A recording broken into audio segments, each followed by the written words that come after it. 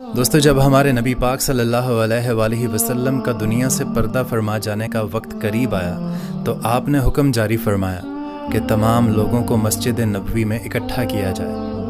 حکم کی تعمیل ہوئی اور مجمع سج گیا، اور جب آپ اپنے حجرہ مبارک سے باہر تشریف لائے تو بظاہر آپ کو دو لوگ سہارا دیتے ہوئے ممبر تک لے کر آئے۔ آپ ممبر پر تشریف فرما ہوئے اور آپ نے مجمع کی طرف نظر دوڑائی، اور جب آپ بات کرنا شروع ہوئے تو آپ کے ہاتھ مبارک کانپتے تھے، شدید علالت تھی، بہت زیادہ بخار تھا۔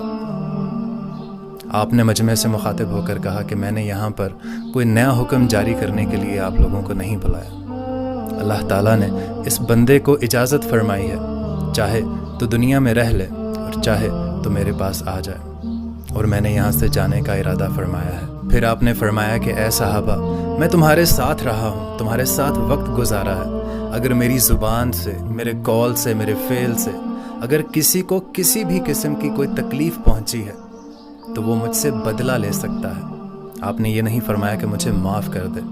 جمہوریت کا دور تھا، ایک صحابی اٹھ کھڑے ہوئے جن کا نام تھا حضرت آکاشا، بوڑھے صحابی تھے۔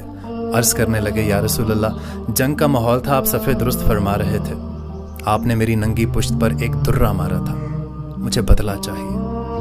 مسجد نبوی پر یہ منظر دیکھ کر ایک عجیب قسم کی کیفیت طاری ہو گئی، تو نبی پاک نے حضرت بلال حبشی سے کہا کہ جاؤ، حضرت فاطمہ کے گھر میں درہ پڑا ہے، لے کر آؤ۔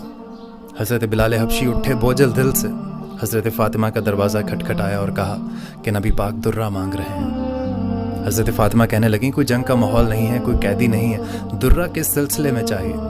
تو حضرت بلال حبشی نے پورا ماجرا سنایا اور رو پڑے۔ تو حضرت فاطمہ کہنے لگیں کہ میرے یہ دو بیٹے ہیں، انہیں ساتھ لے جاؤ اور آکاشا سے کہو کہ انہیں 100 درے مارے، لیکن نبی پاک کو کچھ نہ کہے۔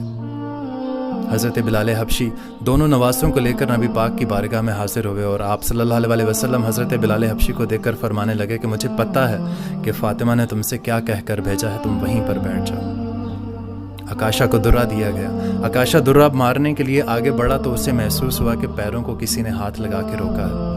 وہ حضرت ابوبکر صدیق تھے۔ نبی پاک صلی اللہ علیہ وسلم نے ارشاد فرمایا کہ ابوبکر اسے آنے دو، روکو مت۔ تھوڑی دیر آگے بڑھے تو پھر ہاتھوں پر محسوس ہوا جیسے کسی نے روکا ہے، تو وہ حضرت علی تھے۔ نبی پاک نے پھر ارشاد فرمایا کہ